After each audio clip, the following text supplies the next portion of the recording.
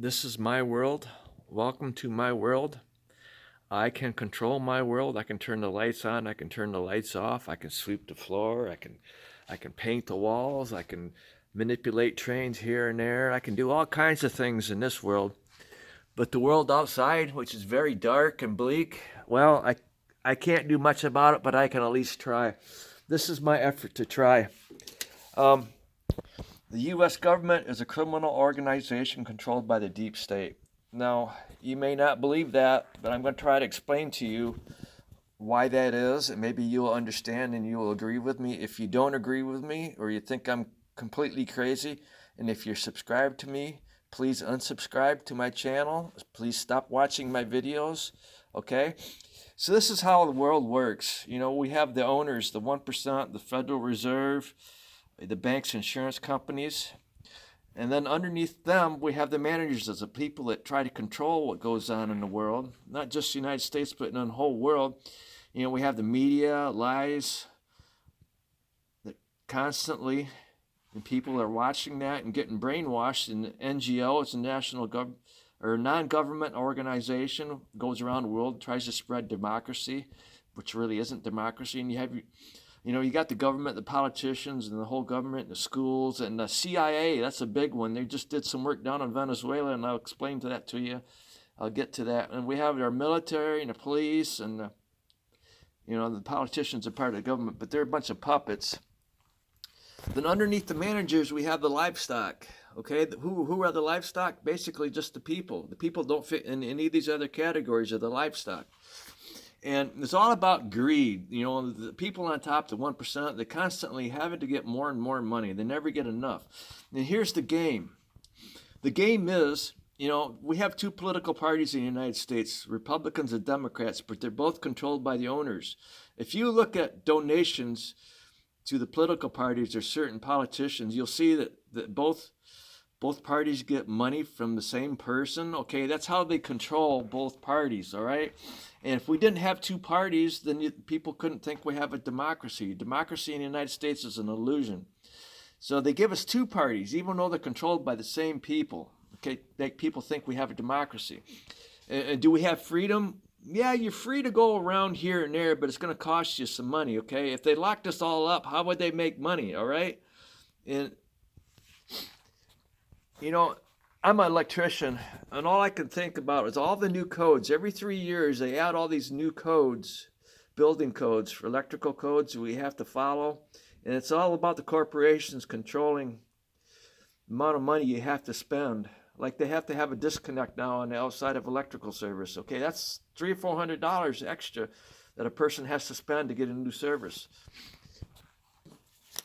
And then our government, Venezuela would sell oil to us, but our government doesn't want to buy it. They want to steal it, all right? Well, it's the rich people, actually. The rich people control our government. If you think Trump is in charge of what's going on right now, he's not. He's a puppet. He's part of the deep state, but on the Fortune 500 list, he's only 400, but he would like to work his way up. So he kind of fits into both, but he's on the lower rung of the owners. He's not really at the top. People like Bill Gates, they're at the top. Okay, they're really, really rich, and Jeff Bezos, he's on the top. All right, I've already talked about that.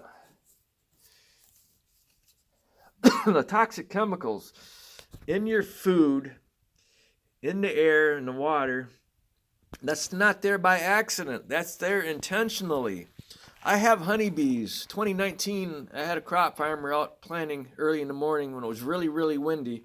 The wind was coming off that field, and it was like 450 yards from my bees.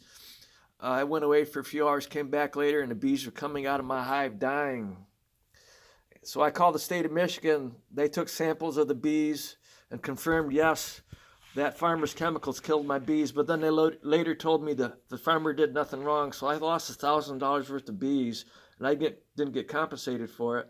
And I couldn't smell those chemicals. But I've been outside many times during the summer, and if I hear a tractor in the distance and it's windy and the wind's coming from that area, I can smell what they're spraying. So I'm inhaling chemicals outside during the summer when farmers are farming.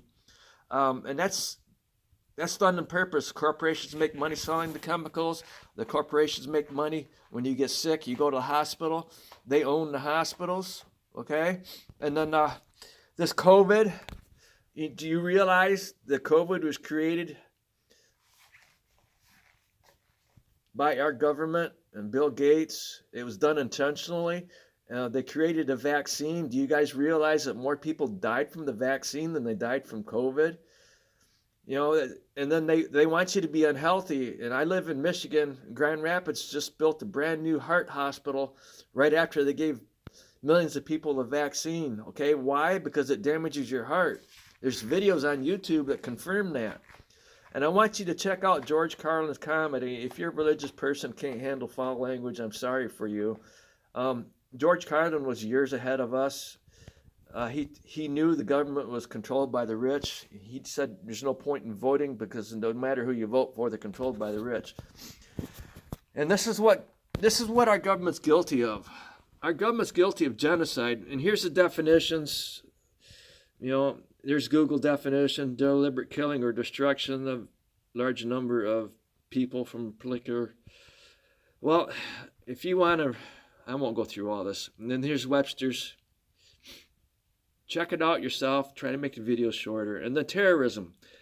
The U.S. government's guilty of terrorism because they do a lot of bombing and killing people around the world. We've killed more people around the world since World War II than any other nation. President Eisenhower warned us about the he called it the Congressional Military Industrial Complex. Now it's just called a Military Industrial Complex. Smedley Butler was the most highly decorated Marine over 100 years ago, and he wrote a book, War is a Racket, because he realized after being in the military for a long time that all his military service was basically to make the rich richer, and that's what's been going on in Venezuela. And then about the Ukraine war, you can go on, you know, YouTube is good and Google's good because you can find a lot of information. If you really want to know the honest truth about something, don't just believe the mainstream media. There's a lot of stuff on YouTube and Google they haven't removed because not enough people are viewing it. So what happened was John McCain went over into Ukraine about 12, 14 years ago, and there's some tension in the country, and he fueled the fire. He instigated it. And they had that Maidan coup in Odessa, and they burned a bunch of people in the government building. And then this civil war got out of hand, so Russia had to step in. So and now,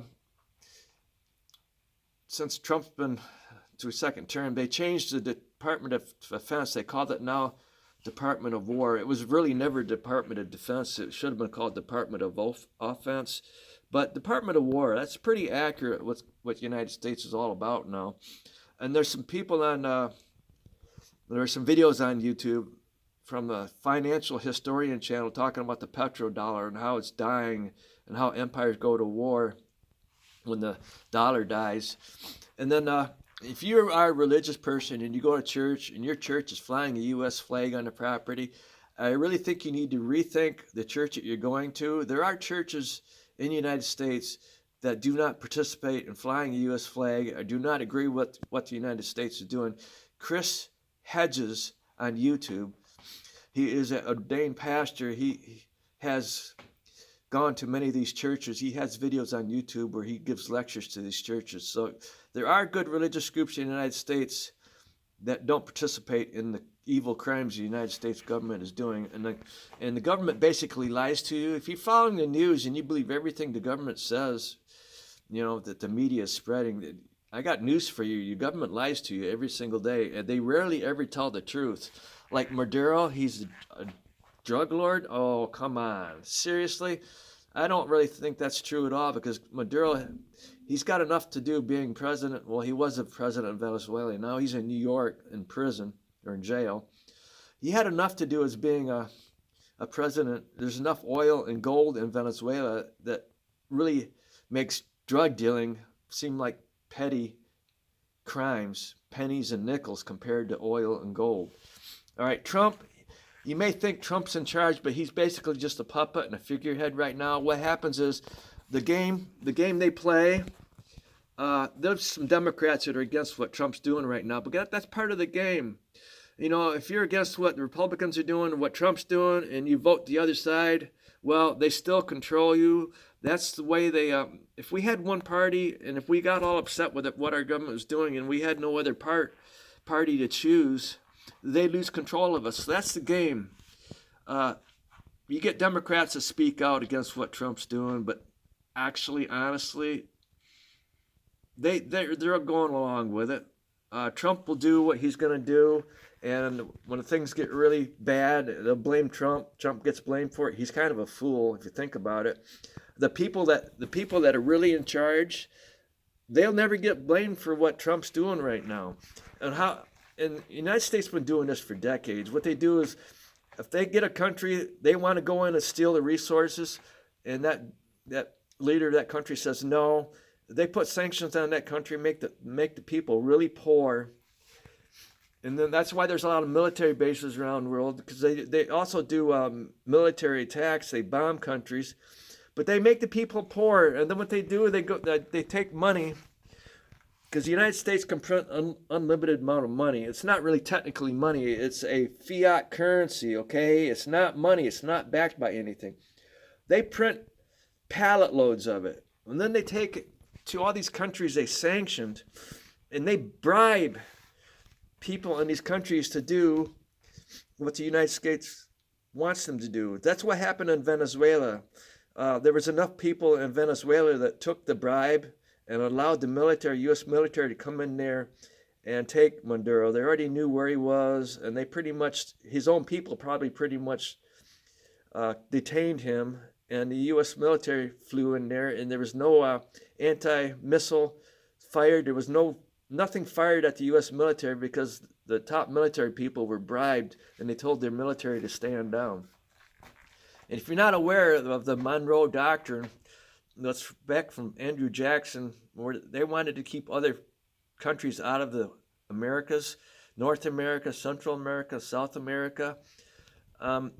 Because Russia is the richest nation on earth, and the U.S. tried to overthrow Putin and break up Russia. It didn't work. So now they're going to focus their attention on Venezuela. They're going to focus on the Americas, because you're American.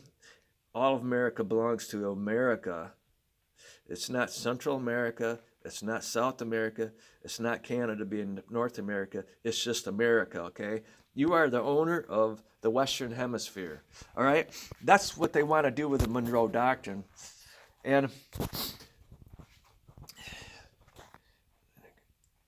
by creating all this money, and we have a huge debt, $38.5 trillion debt, it's going to, hyperinflation is getting out of control. Like a bag of Domino cane sugar, 10-pound bag was $4.98 5 years ago. Now at Walmart, it's $11.52. It's hyperinflation. If you want to know what's happening to the United States, why the empire is dying, go on YouTube or Google, look up Fourth Turning, the dying empire. And this is the same thing that happened to Russia, or the USSR, Soviet Union. It died. And Russia pretty much was the largest territory of the Soviet Union. And back in the 90s, the United States went into Russia, and they took a lot of the resources and tried to control everything. But President Putin got smart. And the U.S. is kind of foolish to use China as the world's factory, because China ended up getting out of poverty.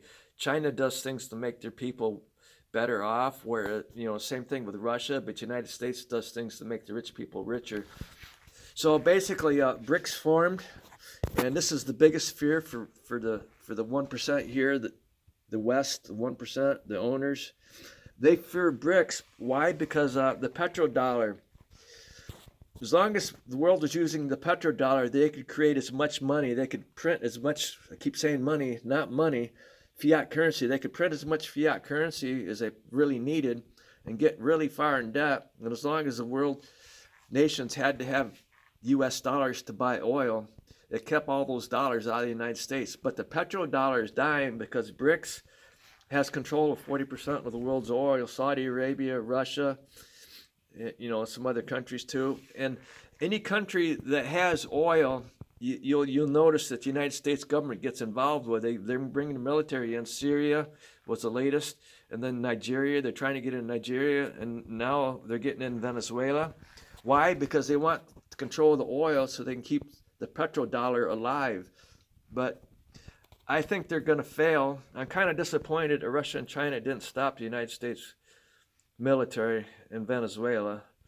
But hopefully there's hope. What's going to happen now? Well, the Western America is going to be isolated. Russia and China are going to continue to do what they do over there in Asia. There's going to be less trade between the United States and China. All these toy trains that you're playing with, if you play with toy trains, they all come from China. So it's already, I went on Athearn a few days ago, and I was waiting for parts from February. Now they're saying they don't know when they're going to show up. So you may not be able to get parts, and it's not going to bring jobs back to the United States. What's going to happen is a lot of the Mexico has a lot of our jobs, and they'll stop making stuff in Asia, and they'll bring it all to Central America or South America. And believe me, I'm telling you the truth. The toxic chemicals in your food and your water and air are there for a reason, to make you sick. When I tell people that, they don't believe me, but your government, they don't care about you. All they care about is getting rich and becoming part of the owners there. They want to get richer and richer and join the owners club, okay?